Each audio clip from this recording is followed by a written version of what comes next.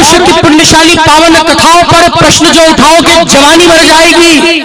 अरे बॉलीवुड के नचनियों को हीरो मान लोगे, संस्कृति होके पानी पानी मर जाएगी। तोड़ोगे जो नायकों के प्रतिमान एक साथ, शौर्य स्वाभिमान की कहानी मर जाएगी। दोनों हाथों को उठा के ऐसा स्वागत कीजिएगा उस बड़े कवि का कि तोड़ोगे जो नायकों के प्रतिमान एक साथ, शौर्य स्वाभिमान की कहानी मर जाएगी। और 80 नहीं सिर्फ 8 घाव झेल कर देख, फोटो के दलाल तेरी नानी मर जाएगी। जरा जोरदार तालियां बजाकर स्वागत कीजिए।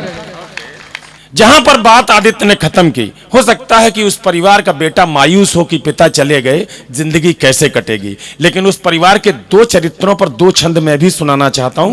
उसके बाद कविता आपके सामने चेतक वाली। दृश्य वही है, शहीद की सेना में शहादत हुई, ताबूत घर में आया है। घर में एक उसकी पत्नी है जिसकी 3 महीने पहले शादी हुई थी। उसके माथे का सिंदूर और हाथ की मेहंदी अभी मिटी नहीं है। और एक इसकी बुजुर्ग मां है। उस बेटे का पिता भी सेना में था और वहां शहादत हो चुकी थी। विधवा मां है और बहू है। भगवान को लगता है कि जिस घर में सिर्फ 2 ही चरित्र थे, वो भी महिला पात्र थे, उन पर इतना बड़ा अगर दारुण दुख पड़ा है तो ये यमराज की गलती है। बस इतना कविता की भूमिका है। भगवान उसी ग्लानि में मां से पूछते हैं कि मां, तेरा बेटा शहीद हो गया, इकलौता बेटा था, इसके बदले में तू मुझसे कुछ मांग ले। भगवान का पूछना, मां का जवाब देना काल्पनिक छंद है। लेकिन अगर महसूस हो जाए कि हिंदुस्तान के सैनिक की विधवा मां भी ये जवाब दे सकती है, तो आखिरी पंक्ति पर तालियां इतनी बड़ी बजाना कि मुझे 5 घंटे बैठने का दुख और वो पीड़ा मेरे मन से निकल जाए। निवेदित करता हूं, बोले भगवान वीर माता से की वर मांग। सुनना साहिबो, कविता सुना रहा हूं और कुछ मेरे पास है नहीं जी। बोले भगवान वीर माता से की वर मांग, माता बोली जाओ तुम्हें कुछ ना बताती मैं। शहीद बेटे का शव आंगन में रखा है, मां बोल रही है, भगवान को दुत्कार रही है। हिंदुस्तान की मां ही दुत्कार सकती है, क्योंकि भारत को भी, भगवान को भी जब जन्म लेने की जरूरत होती है, धरती पर आने का मन होता है, तो हिंदुस्तान की किसी मां के कोख में 9 महीने रहकर तब धरती पर जन्म लेते हैं। इसलिए ये मां दुत्कार सकती है। अरे बोले भगवान वीर माता से की वर मांग, माता बोली जाओ तुम्हें कुछ ना बताती मैं। आपसे शिकायत यही है प्रभु एक मेरी, आपसे नहीं कभी भी कुछ भी छिपाती मैं। अरे बेटा बस एक दिया, काश आपसे शिकायत। बोले भगवान वीर माता से की वर मांग, माता बोली जाओ तुम्हें कुछ ना बताती मैं। अरे शत्रु यदि होता जो समक्ष तो ये होता आज, वक्ष चीर उसके ही रक्त में नहाती मैं। आपसे शिकायत यही है प्रभु एक मेरी, आपसे नहीं कभी भी कुछ भी छुपाती मैं। बेटा बस एक दिया, काश होता एक और, उसको भी देश की सुरक्षा में पठाती। भाई वाह वाह, ये माताएं हैं हिंदुस्तान के सैनिकों और शहीदों की। भगवान को लगा कि मेरा सवाल ही गलत हो गया। दोस्तों 5 मिनट 10 मिनट आपके बीच में हूं, बस मन चाहता हूं आपका। भगवान को लगा कि मैंने गलत जगह पूछ दिया। मां तो कोई कंपनसेशन अपने कलेजे के टुकड़े का ले ही नहीं सकती। मैं उस बहू से पूछूं जो सद्या विधवा है, जिसको अभी 3 महीने हुए हैं, जिसका सिंदूर नहीं मिटा, जिसके हाथों की मेहंदी का रंग नहीं गया। भगवान ने उस छत्राणी से पूछा, उस वीर वधू से पूछा, और अगर उसका जवाब और अंगारों से भरा हुआ हो तो इस बार से भी ज्यादा तालियां देना। वाह। बोल बेटा तू ही बोल, क्या मैं तुझे दान करूं? अरे बोल बेटा तू ही बोल, क्या मैं तुझे दान करूं? बहू बोली अब ना कोई दंगा मुझे चाहिए, शीश पे हिमालय तना रहे सदैव, और वक्ष पे प्रवाहमान गंगा मुझे चाहिए। कोख में जो पल रहा है पति का प्रतीक नाथ, बेटा हो वो हष्ट पुष्ट चंगा मुझे चाहिए। या तो शत्रु वक्ष पे ही गाड़ के वो लौटे, या तो उसके भी ताबूत पे तिरंगा मुझे चाहिए। भाई वाह, तालियां कमजोर हैं अभी भी आपकी। उसके भी ताबूत पे तिरंगा मुझे चाहिए। बहुत अभिनंदन करता हूं, बहुत अभिनंदन करता हूं बल्लभगढ़। रात्रि के इस तीसरे प्रहर में भी आप इतनी एनर्जी से ये कविताएं सुन रहे हो, इसका सिर्फ एक कारण है। हम अवध की धरती से आते हैं, हम ब्रज की धरती से आते हैं, लेकिन आज हम जहां खड़े हैं ये कुरुक्षेत्र की धरती है, जहां भगवान कृष्ण ने बांसुरी नहीं चक्र चलाया था, इसलिए यहां देशभक्ति की कविता सुनी जाती है। तब निवेदन सीधे सीधे कविता सुनाता हूं। ये दरअसल कविता नहीं है दोस्तों, आप लोग इतनी देर तक बैठ गए हैं, तो अब मेरा करबद्ध निवेदन है कि कोई उठना मत। 5-7 मिनट में ये कविता खत्म होगी। ये कविता मेरे जीवन का सबसे बड़ा पाथेय है, इससे अच्छा मैंने जीवन में कुछ लिखा नहीं। दरअसल ये कविता है भी नहीं, ये एक कहानी है।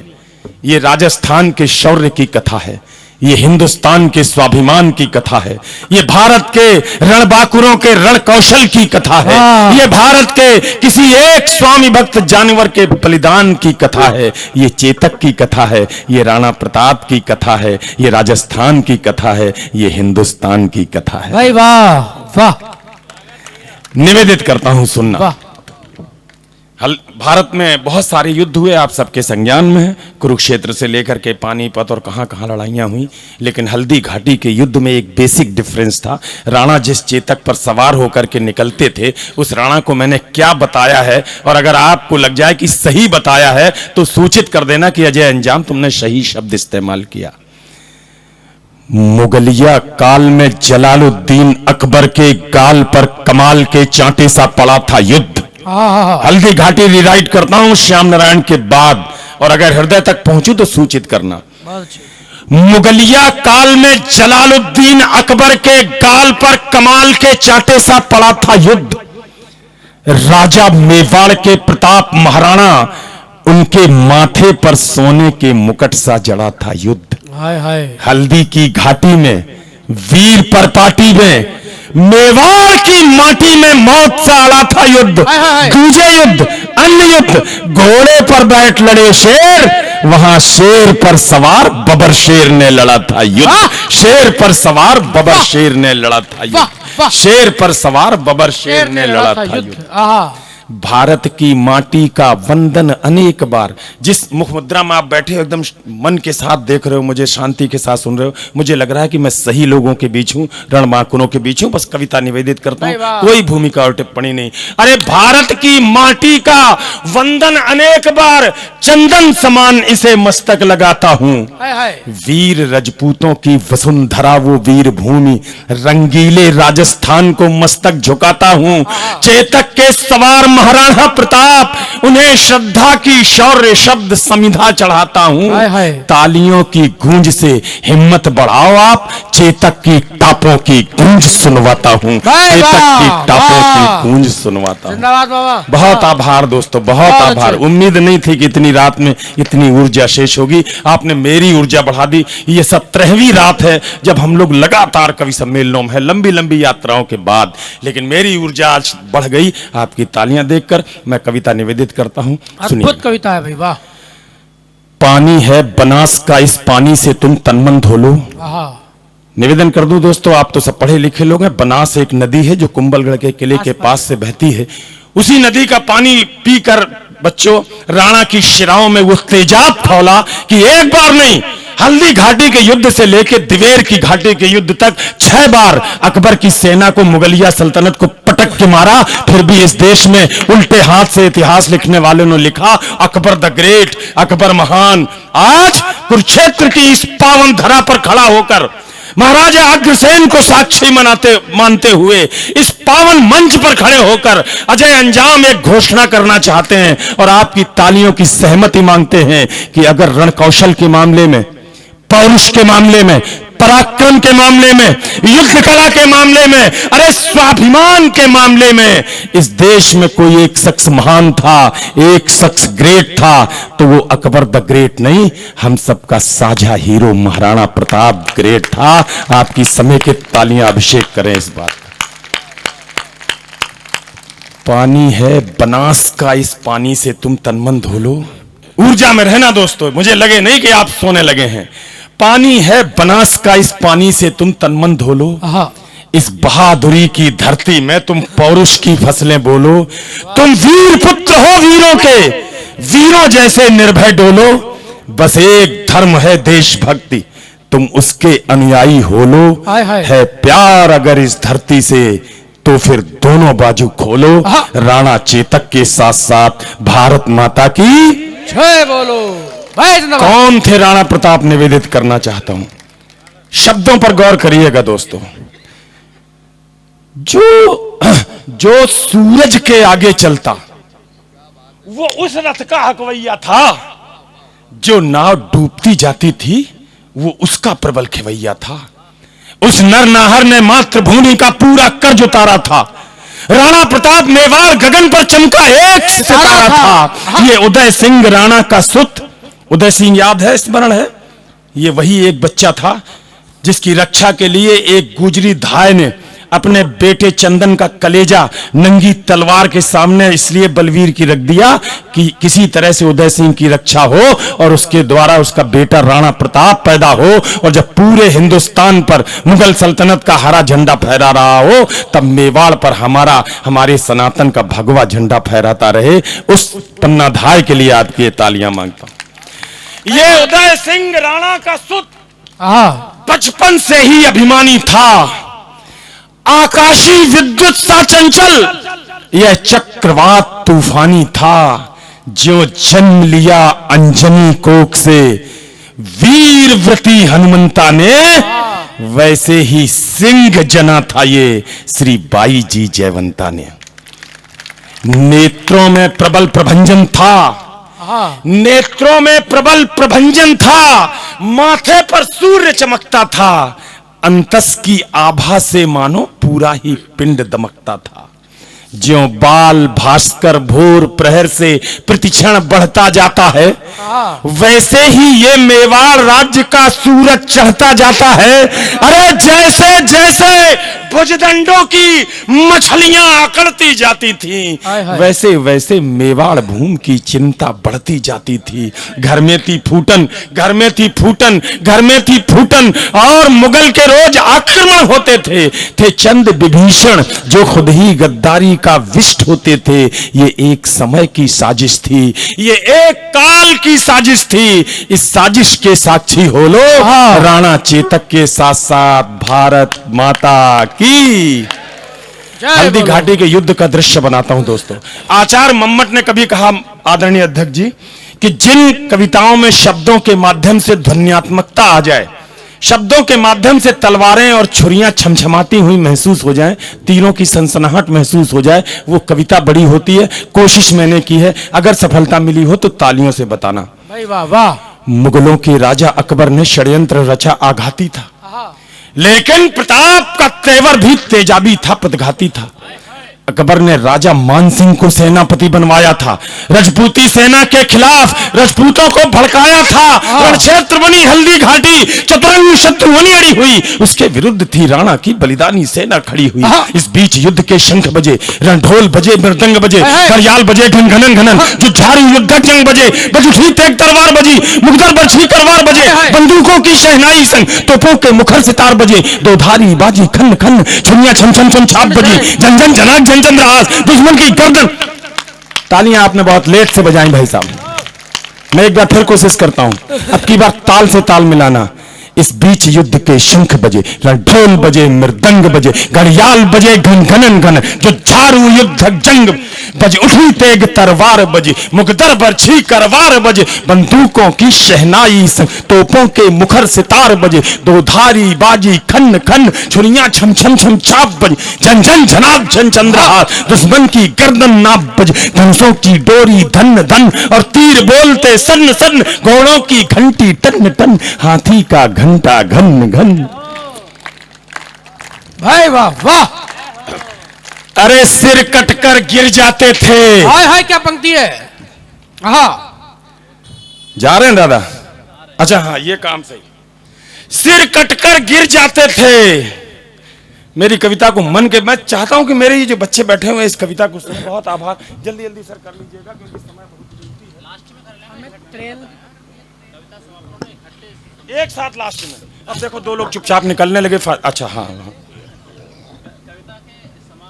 अब इसके बाद आप सब लोग समापन पर जो आपके मन में आए, कविता अच्छी लगे तो समर्थन कर देना दोनों हाथ उठा करके, अगर न लगे तो चुपचाप उठना और पीछे से चले एक बार और चलो। उनका मन अगर, अरे बिल्कुल क्यों नहीं, एक बार पहनने के बाद इतनी आ रही है, क्या कम बात है। अच्छी बात, आना चाहिए।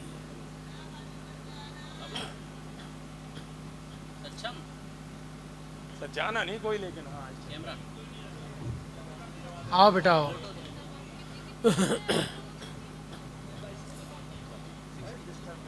बहुत अच्छे बेटा, वाह। ये पीछे वाले का आधार कार्ड बना नहीं बना? अच्छा, निवेदित करता हूं। धनुषों की डोरी धन धन और तीर बोलते सन सन, घोड़ों की घंटी टन टन, हाथी का घंटा घन घन, अरे सिर कटकर गिर जाते थे। हाय हाय हाय। मेवाड़ के इतिहास के दो नाम, कल्ला जी राठौर और जयमल जी राठौर। हल्दी घाटी के युद्ध में दोनों योद्धा लड़ रहे थे। कल्ला के जयमल के पैर में गोली लगी, कल्ला ने अपने कंधे पर बैठाया, चारों हाथों में तलवार लेकर के युद्ध लड़े। मुगलिया सल्तनत ये देखकर आश्चर्यचकित थी, कौन सा देवता राणा की सेना की तरफ से लड़ रहा है। अभी बीते दिनों आदित्य जैन ने उदयपुर बुलाया कवि सम्मेलन में, सुबह पहुंच गया, पूरे दिन समय था। दिन में मैं निकल गया भाई साहब, बाहर जाकर के उदयपुर की जगह घूमने लगा। एक मंदिर बना था, मैंने मंदिर में जाकर के देवता देखा। देवता घोड़े पर बैठा है, उस घोड़े के ऊपर एक बैठा है, एक व्यक्ति बैठा है, एक प्रतिमा बैठी, उस प्रतिमा के कंधे पर दूसरी प्रतिमा बैठी, चारों हाथों में तलवारें। मैंने आदित्य से पूछा, मैंने कहा आदित्य ये कौन सा देवता है, हमारी यूपी में तो ऐसा कोई मंदिर नहीं दिखता। तो जवाब दिया राजस्थान ने कहा अजय अंजाम, हमारे मंदिर में बैठी हुई ये प्रतिमा किसी देवता की नहीं है, ये कल्ला जी राठौर और जयमल जी राठौर हैं। मेरा सीना 72 इंच का हुआ कि मैं उस देश का रहने वाला हूं जहां सिर्फ ईश्वर और भगवान को नहीं, अपने वीर बेटों को भी देवता मानकर पूजन करते हैं। एक बार जोरदार तालियां उस राजस्थान। जिंदाबाद। क्या कहने मामा, बहुत अच्छे, वाह। निवेदन करता हूं जी, स्वागत है। सिर कटकर गिर जाते थे, पर लोथें ही अड़ती रहती थीं, और कहीं विलक ढल से होकर बस बाजू लड़ती रहती थी। जिसको भंबोड़ देता चेतक, उसका बख्तर कट जाता था, जिसको भाला घुस जाता था, गुब्बारे सब फट जाता था। अगली पंक्ति पर पूरे सदन की तालियां। वो नीले घोड़े का सवार तूफान दिखाई देता था, जिस ओर निकल जाता चेतक शमशान दिखाई देता था। जिंदाबाद, वाह वाह वाह वाह। अभिनंदन करता हूँ, प्रणाम करता हूँ, अभिनंदन करता हूँ आपको। लव यू, कमाल है मामा, जिंदाबाद। घोड़े का सवार तूफान दिखाई देता था, जिस ओर निकल जाता चेतक शमशान दिखाई देता था। अगली पंक्ति में चेतक को ला रहा हूं हल्दी घाटी के युद्ध से बल्लभगढ़ के इस मैदान में। अगर शब्दों से ही महसूस करा दूं चेतक कहीं आसपास से निकल गया तो उसके पैरों की ताल के साथ अपनी तालियों की आवाज मिलाना। वो नीले घोड़े का सवार तूफान दिखाई देता था, जिस ओर निकल जाता चेतक शमशान दिखाई देता था। चेतक आ रहा है, टप टप टपाक टप टप टपाक टप टप टपाक टप टप टपाक टप टप टपाक टप टप टपाक टप टप टपाक पदचाप सुनाई देती थी।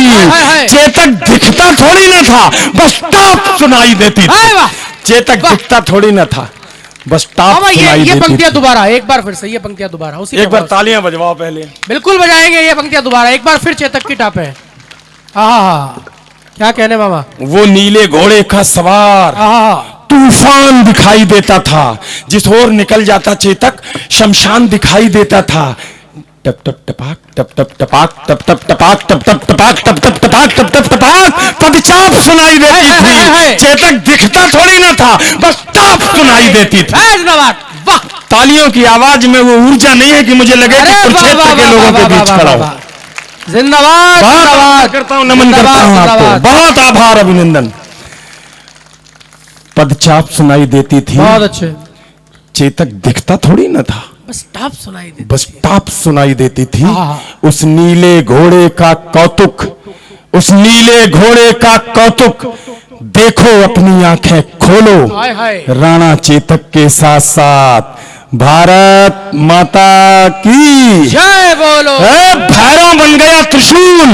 अच्छा, इस कविता का सबसे आग्नेय बंद पढ़ने जा रहा हूं आदरणीय। भैरव बन गया त्रिशूल। और अगर हृदय में हल्दी घाटी दहक जाए तो इस बार कमजोरी मत करना, इस बार कंजूसी भी मत करना। बहुत अच्छे। भैरव बन गया त्रिशूल और दोधारी चंडा बन बैठी। हाय हाय हाय। फिर रक्त बीज बन गए मुगल, बरसी चामुंडा बन बैठी। हाय हाय। बैरी को तक्षक थे प्रताप, फुंकार बन गया था चेतक। हाँ। थी सूखी घास मुगल सेना, अंगार बन गया था चेतक। हाय हाय हाय हाय। भाई क्या प्रतीक लगाया, अंगार बन गया था चेतक। क्या प्रतीक है? अरे मुगलों की अभिमानी घुड़की। हाँ। अकबर को बड़ा अहंकार था, अभी नाम लिया मेरे छोटे भाई ने, बहलोल खान। 8.5 फुट लंबा। एक बात मैं आपको गोपनीय बता दूं, इतिहास के पन्ने पलट के देखना, उसमें लिखा है हमारे सनातन के बच्चों को देखता था बहलोल खान, 1 माह के, 2 माह के, 3 माह के, 6 माह के, तो दोनों अपनी बड़ी करतलों के बीच में खोपड़ी दबाकर मसल देता था, तकना चूर कर देता था। अकबर को यह अहंकार था, इससे कौन जीत सकता है। हल्दी घाटी के युद्ध में हमारे राणा के सामने फंस गया। राणा 5 मिनट ऐसे खेले जैसे बिल्ली चूहे के साथ खेलती है।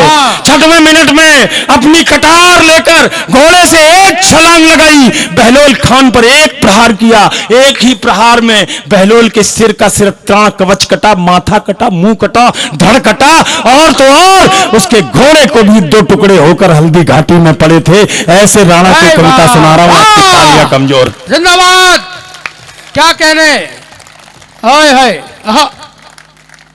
रक्त बीज बन गई मुगल, बरछी चा बैरी को तक्षक थे प्रताप, फुंकार बन गया था हाय चेतक। हाय हाय। थी सूखी घास मुगल सेना, अंगार बन गया था चेतक। अब एक बड़ी पंक्ति, मैं जहां रहता हूं उस इलाके में भी मैं ये कविता पढ़ने की हिम्मत रखता हूं। आज तो मैं युद्ध के क्षेत्र में खड़ा हूं, पता नहीं आप किस तरह से रिएक्ट करेंगे। अगर ये लगे कि मैंने कोई बड़ी बात कह दी तो कोई तालियां मत बजाना, और अगर ये लगे कि ये बात सही है तो इस बार भरपूर तालियां देना। अरे मुगलों की अभिमानी घुड़की पल में पुकार हो जाती थी। मुगलों की अभिमानी घुड़की पल में पुकार हो जाती थी, जब तक वो अल्लाह कहते थे तलवार पार हो जाती थी। जिंदाबाद। वाह वाह वाह वाह वाह। आज की हमारी पीढ़ी ये कूल डूड हाईब्रो करने वाली, ये सोचती कि हमसे ज्यादा अच्छी दोस्ती कौन निभाएगा। हमारे युद्धों का इतिहास पढ़ो, एक दोस्त के सामने दूसरा दोस्त घोड़ा दौड़ाते हुए आता है और कहता, राणा संकट बड़ा है, मेरे से हिंदुस्तान का कोई भला नहीं हो सकता, तुम मेवाड़ के राजा हो, कल तुम्हें नया इतिहास लिखना है, तुम अपना कवच कुंडल, अपनी पगड़ी, अपना बर्छी, अपना ढाला सब मुझे दे दो। मुगलिया सल्तनत को ये लगेगा कि ये राणा है। एक दोस्त दूसरे दोस्त से क्या कह रहा है हल्दी घाटी के युद्ध में, राणा तुम्हारी मौत का वर्ण आज मैं करूंगा। हमने ऐसी दोस्तियां निभाई हैं, उन दोस्ती के नाम पर आपकी तालियां मांगता हूं मैं। इतने में झाला आ पहुंचे, इतने में झाला आ पहुंचे, बोले राणा प्रस्थान करो, तुमसे कल को आशाएं हैं, कुछ उसका भी तो ध्यान करो। राणा बोले, रण में झाला मैं इंच इंच कट सकता हूं, पर पैज भवानी तुलजा की मैं कभी नहीं हट सकता हूं, मैं कभी नहीं हट सकता हूं। बहुत आभार। तब एक लिंग का नाम लिया मेवाड़ के सबसे बड़े देवता झालामान सिंह ने, तब एक लिंग का नाम लिया, दे घोर शपथ झाला बोले, दुश्मन का वार लिया खुद पर, होकर लथपथ झाला बोले, इनको मैं धूल छिटा दूंगा, देखो तुम कल के मंगल को। झाला ने कसम दिलाई तो राणा चल निकले जंगल को। भामा शाह के बेटे बैठे हैं सामने, इस कविता का चयन मैंने किया। मेवाड़ सल्तनत पर अगर आजीवन भगवा फहराता रहा तो इसमें जितनी जिम्मेदारी मेवाड़ी शौर्य सिसोदिया वंश के क्षत्रियों की है, उससे बड़ी भूमिका आपके अपने पुरखों की है। अपने उन पुरखों पर गर्व कीजिए और भामा शाह के लिए एक बार जोरदार तालियां बजाकर सूचित कीजिए। राणा के सारे खजाने खाली हो गए। युद्ध में अकबर से लोहा लेते लेते खाना खाने तक का भोजन भी नहीं था, जंगल में रह रहे थे। तब अहमदाबाद में, हैदराबाद में जाकर के भामा शाह से मुलाकात हुई। भामा ने कहा, हिंदुस्तान राणा जितना तुम्हारा है उतना मेरा भी है। मैं वणिक हूं, मैं व्यवसाय कर सकता हूं, मैं तलवारें नहीं चला सकता। तुम तलवारें चला सकते हो, व्यापार नहीं कर सकते। लेकिन ये दोनों भाई मिलकर हिंदुस्तान की रक्षा के लिए, भारती की रक्षा के लिए अपना सब कुछ न्यौछावर करने को तैयार हैं। भामा शाह ने अपने खजानों के दरवाजे खोल दिए। 128 गाड़ियां सोने की मोहरों और चांदी से भरी हुई मेवाड़ की ओर रवाना हुई थी। उस बड़े दानवीर भामा शाह को मैं प्रणाम करता हूं और आपकी तालियां अपने पुरखे के लिए मांगता हूं। इतने में झाला आ पहुंचे। बोले राणा प्रस्थान करो, तुमसे कल को आशाएं हैं कुछ। उसका भी राणा बोले रण में झाला, मैं इंच इंच कट सकता हूं पर पैज भवानी तुलजा की मैं कभी नहीं हट सकता। एक लिंग का नाम लिया, बेघोर शपथ झाला बोले, दुश्मन का वार लिया खुद पर। राणा चल निकले जंगल को। बढ़ते बढ़ते राणा मग में 21 गज का नाला आया। चेतक का तन था लस्त पस्त, लेकिन जैसे ज्वाला आया अपनी पूरी ताकत समेत चेतक फल्लांग लगा बैठा। राणा की रक्षा करने को अंतिम छलांग लगा बैठा।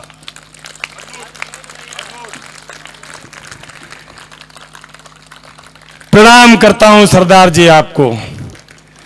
आपकी पगड़ी को हमने हमेशा गुरुद्वारा माना है। ये उस तेग बहादुर की वंश परंपरा के बेटे हैं जिनके 2 बेटे जब चमकौर के युद्ध में शहीद हो गए। 2 बेटों को मुगलिया सल्तनत ने पकड़ लिया, जोरावर सिंह और फतेह सिंह। दोनों को दीवार में चिलवा देने का हुक्म हुआ।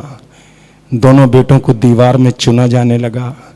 छोटा बेटा साइज में छोटा था, उसकी नाक तक सीमेंट गारा पहले आने लगा, उसका दम घुटने लगा। बड़े की आंखों में आंसू आ गए। छोटे ने मुंह ऊपर किया, भैया अभी तो हमने चमकौर के युद्ध में 2 बेटों की शहादत दी, अपने 2 भाइयों की शहादत दी, तब तो मैंने आपकी आंखों में आंसू की एक बूंद नहीं देखी। आज हिंदुत्व की रक्षा के लिए अगर मैं शहादत देने जा रहा हूं, सनातन की रक्षा के लिए अगर मेरी कुर्बानी हो रही है, तो जोरावर दादा आपकी आंखों में आंसू क्यों? जोरावर ने जो जवाब दिया, 1.25 लाख थे 1 लड़ाऊं तब गोविंद सिंह नाम कहाऊं। वंश परंपरा के लोग बैठे हैं, एक बार तालियां सूचित करना। पहले बात सुनिए, जवाब क्या दिया जोरावर ने। जोरावर ने कहा, बेटे फत्ते, सिख संप्रदाय में 5 प्यारों में ये कोई भूमिका ही नहीं है कि कोई शहादत हो, कुर्बानी हो, किसी बेटे की आंखों में आंसू आ जाएं। मेरी आंखों में आंसू सिर्फ इसलिए हैं कि इस धरती पर तेरे से पहले जन्म मैंने लिया था।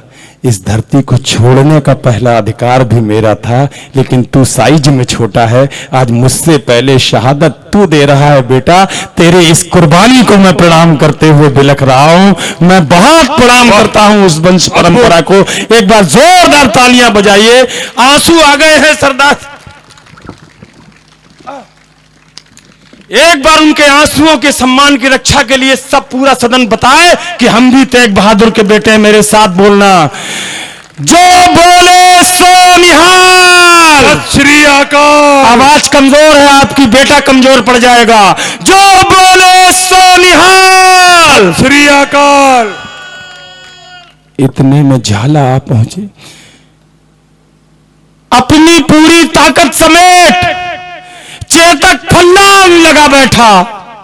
राणा की रक्षा करने को अंतिम छलांग लगा बैठा। उस नील अश्व ने स्वामी भक्ति का पाठ सभी को सिखा दिया। करवट लेकर बेजान सिंह राणा चरणों में टिका दिया। फिर लगा अचानक घोटक ने जैसे अपना मुंह खोला हो। चलते चलते, मुझे पता है घोड़ा बोल नहीं सकता, लेकिन एक कवि को कल्पना है, छूट है। मैडम सिर्फ 2 लाइनें। कवि को छूट है कल्पना में कि अगर घोड़ा बोलता तो क्या बोलता, ये लिखने की छूट है। फिर लगा अचानक घोटक ने जैसे अपना मुंह खोला हो। चलते चलते जैसे शहीद चेतक ने बस ये बोला हो, मालिक मालिक मालिक मेवाड़ घराने का मैं कर्ज चुका कर जाता हूं, माथा सहलाकर विदा करो, मैं फर्ज निभाकर जाता हूं। बस एक प्रार्थना है स्वामी, बस एक निवेदन है स्वामी, बस एक याचना है स्वामी, शत्रु का सिद्ध षड्यंत्र न हो जब तक चेतक की याद रहे, मेवाड़ मेरा परतंत्र न हो, चेतक मेरे बेटे भैया। हा लाल वीर चीत्कार उठा, चेतक को बाहों में भरकर वो घायल शेर पुकार उठा, चेतक तेरी बलिदान कथा हिंदुस्तान भी गाएगा, गाएंगे श्याम नारायण भी, हर नौजवान भी गाएगा। चेतक तेरी सौगंध मुझे दुश्मन का नाम नहीं होगा। हल्दी घाटी के युद्ध में आज से 600 साल पहले हमारे एक वीर पुरखे ने सौगंध उठाई थी चेतक की। 6 सदियां हमने गुजार दी, लेकिन मेवाड़ पर कभी हमने दुश्मन का आधिपत्य नहीं होने दिया। उस वचन की रक्षा करना जो राणा ने चेतक को दिया था। चेतक और वीर रस के कवियों पर बड़ा आरोप लगता है ना, बहुत चीख के पढ़ते हैं। अगली पंक्ति सांस की आवाज से पढ़ूंगा, स्वर नहीं होगा, और दावा करता हूं कि बल्लभगढ़ सबसे बड़ी तालियां बजाएगा। चेतक तेरी सौगंध मुझे दुश्मन का नाम नहीं होगा जब तक ये राणा जिंदा है, मेवाड़ गुलाम नहीं। लाजवाब। दक्षिण में जाकर के उड़ीसा में, चेन्नई में, बंगलौर में कविता पढ़ी। अहिंदी भाषी क्षेत्रों में लोगों ने अंतिम पंक्ति पर खड़े होकर तालियां बजाई। बल्लभगढ़ शूरवीरों का क्षेत्र है, जहां हल्दी घाटी का, जहां कुरुक्षेत्र का युद्ध हुआ था। आज मैं देखना चाहता हूं कि कुरुक्षेत्र के वीर योद्धा अंतिम पंक्ति कैसे सुनेंगे। चेतक तेरी सौगंध मुझे दुश्मन का नाम नहीं होगा जब तक ये राणा जिंदा है, मेवाड़ और एक वचन मेरा भी है जिसकी प्रतिपूर्ति नहीं होगी। चेतक तेरे बगैर राणा की कोई मूर्ति नहीं होगी। अंजाम अजय की विनती है, अंजाम अजय की विनती है, अब तो दोनों बाजू खोलो। राणा चेतक के साथ साथ भारत